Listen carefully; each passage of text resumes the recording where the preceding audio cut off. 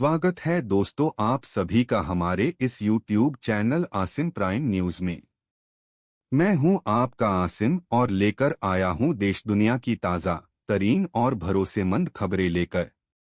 आइए शुरुआत करते हैं। ईरान, इजराइल और अमेरिका जैसे देशों से निकलकर आई है बड़ी अपडेट और हमारे साथ जुड़ चुके हैं अशोक कुमार पांडे और स्वागत करते हैं अशोक जी का आज की सबसे बड़ी खबर देने के लिए है। देखिए ये पूरी रिपोर्ट, शुरुआत कीजिए अशोक जी। नमस्कार, मैं अशोक कुमार पांडे और स्वागत है आपका टीसीएच पर। एक तरफ जंतर मंतर पर जैन जी की जीत हुई तो दूसरी तरफ ऐसा लगता है कि ईरान की दोबारा जीत जैसी ही हुई है अमेरिका के साथ। और अमेरिका यानी कि ट्रंप अब ये कह रहा है कि जो बड़ा अटैक हम करने वाले थे, जो बड़ा हमला करने वाले थे ईरान पर, फिलहाल उसको टाल दिया गया है।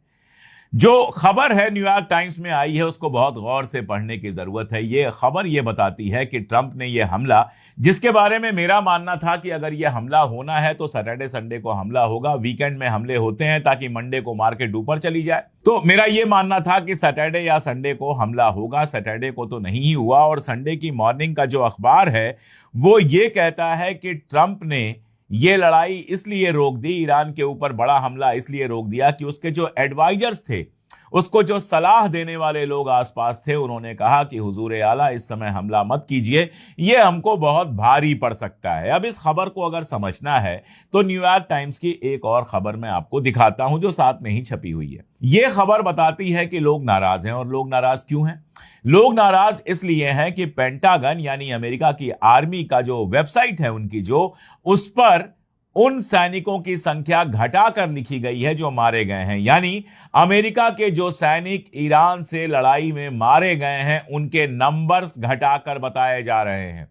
अभी भी 14, 15, 16 के आसपास बताए जा रहे हैं, जबकि लोगों का मानना है कि कम से कम 40-50 अमेरिकी सैनिक इस बार की लड़ाई में ही मारे गए हैं या बहुत बुरी तरह से घायल हुए हैं। खासतौर पर जॉर्डन में जो हमला हुआ था जिसके बारे में मैंने आपको बताया था, उस हमले में बताया जा रहा है कि कई सारे अमेरिकी सैनिक हलाक हुए हैं जिनके नंबर्स ट्रंप नहीं बता रहा है। अब आप देखिए, अमेरिका का सैनिक जब कहीं मारा जाता है तो अमेरिका में पब्लिक ओपिनियन बहुत तेजी के साथ बढ़ती है और 100 दिन बाद मिड टर्म इलेक्शन होने हैं। आज जब मैं आपसे बात कर रहा हूं तो 26 तारीख है और ठीक 100 दिन बाद इलेक्शन होने हैं, मिड टर्म इलेक्शन होने हैं, जिसमें ट्रंप के लिए कुछ भी रिजल्ट आ सकता है, जिसका रिजल्ट अगर काफी उल्टा आया तो ट्रंप की कुर्सी भी जा सकती है। तो एक तरफ ट्रंप को यह लगा था कि कुछ और हमले करेंगे, ईरान दबाव में आएगा, प्रेशर में आएगा, ईरान और प्रेशर में आने के बाद वो सरेंडर कर देगा। वो कहेगा हुजूर आला आप जो कहेंगे सब मंजूर, लाइए कौन सा कागज है, कहां पर साइन करना है, और खटाखट साइन कर देगा।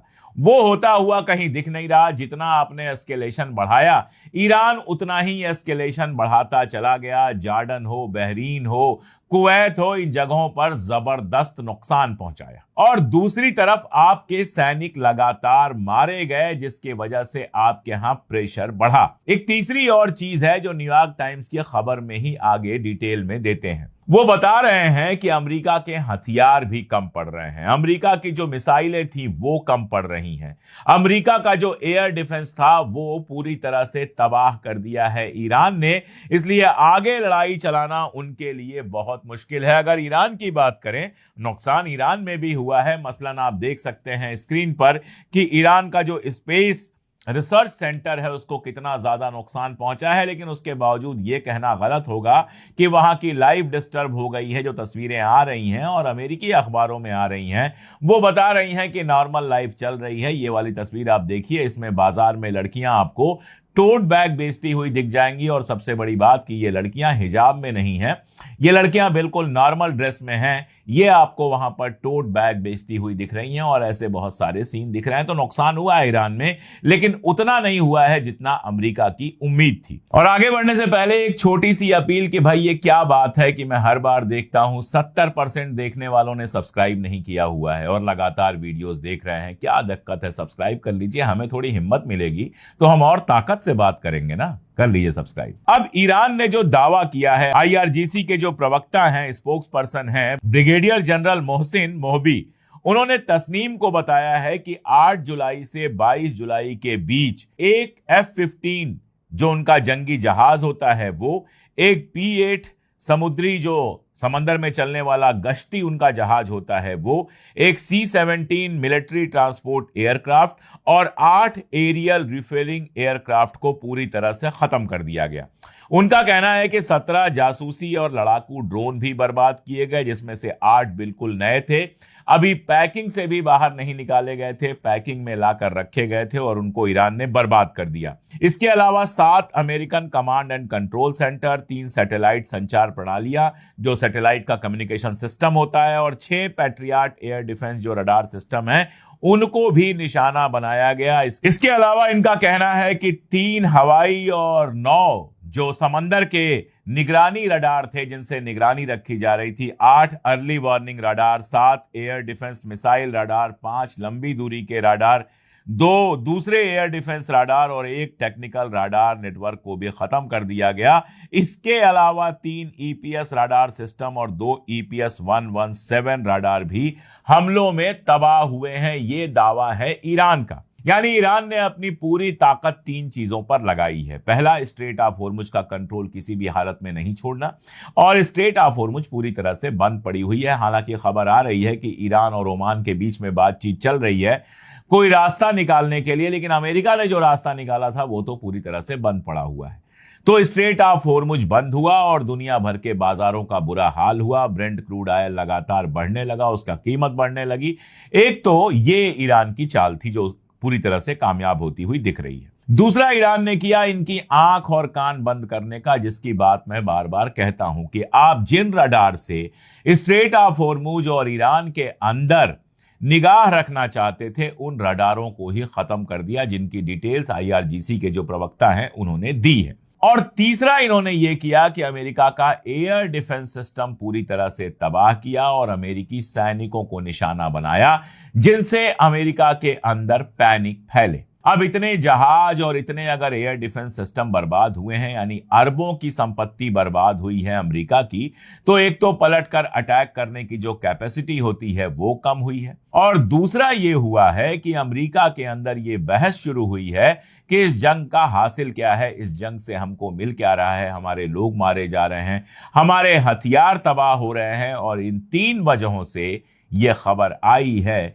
कि ट्रंप ने फिलहाल हमले रोक दिए हैं, और ट्रंप ने हमले रोक दिए हैं तो ईरान ने भी हमले रोक दिए हैं। अब इजराइल से 2 खबरें हैं, वो भी मैं आपसे शेयर करना चाहूंगा। पहली खबर तो ये है, जो एक वहां का अखबार है जेरूसलम पोस्ट, जिसके बारे में बताया मैंने आपको कई बार बताया है कि शुरुआत तो इसकी फलस्तीनियों ने की थी, लेकिन इन लोगों ने कब्जा कर लिया और इस समय वहां का दैनिक जागरण है, सबसे बड़ा गोदी मीडिया है। तो जेरूसलम पोस्ट ये कहता है कि अमेरिका और इजराइल को अरब मुल्कों की मदद करनी चाहिए। इसका मानी क्या है? इसका मानी यह है कि इससे पहले कि अरब मुल्क ईरान के पास जाएं, और कई अरब मुल्क गए हैं।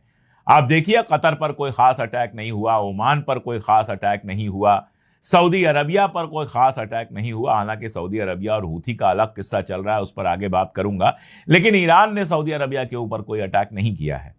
तो इन मुल्कों ने ईरान के साथ अंदर अंदर समझौता किया है। इस बार तो यूएई पर भी बहुत कम अटैक हुआ, अगर आप कंपेयर करें बहरीन, कुवैत और बाकी मुल्कों से। तो ये ना हो पाए, ये मुल्क ईरान के साथ समझौता ना करें, इसलिए अमेरिका और इजराइल को इनको और ज्यादा सहायता देनी चाहिए और ज्यादा मदद करनी चाहिए। इन मुल्कों के समझ में आ गया है कि अमेरिका और इजराइल अपने अलावा किसी की मदद नहीं करते, और उनकी मदद एकदम काम नहीं आई जब ईरान ने अटैक करना शुरू किया। तो ये कह रहा है जेरूसलम पोस्ट, और TOI कह रहा है, टाइम्स ऑफ इजराइल कह रहा है कि फिलहाल तो ट्रंप रुक गया है, लेकिन ऐसा लगता है कि जल्दी ही will be forced to escalate, यानी वो मजबूरी में एस्केलेट करेगा। उसके पास कोई और रास्ता नहीं रह जाएगा जंग को और बढ़ाने के अलावा। तो जंग और बढ़े कौन चाहता है? इजराइल। और बहाने हजार किए गए हैं कि ईरान मानेगा नहीं, फला ढिमका, लेकिन अभी तक का तो सच यही है कि समझौते ईरान ने माने, अमेरिका ने तोड़े।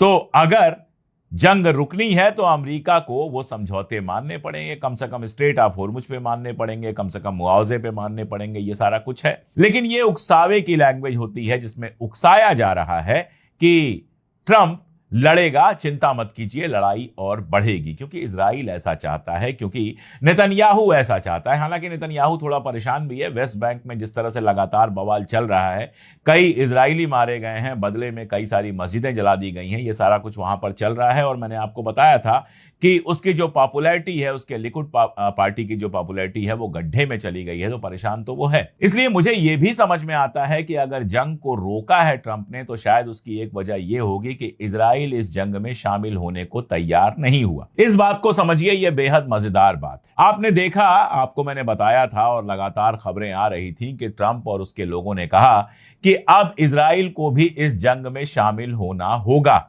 मुझे याद आई 12 रोजा जंग, जब इजराइल रो रहा था कि अब अमेरिका को इस जंग में शामिल होना होगा। बिना अमेरिका के इजराइल ईरान से नहीं लड़ पा रहा था।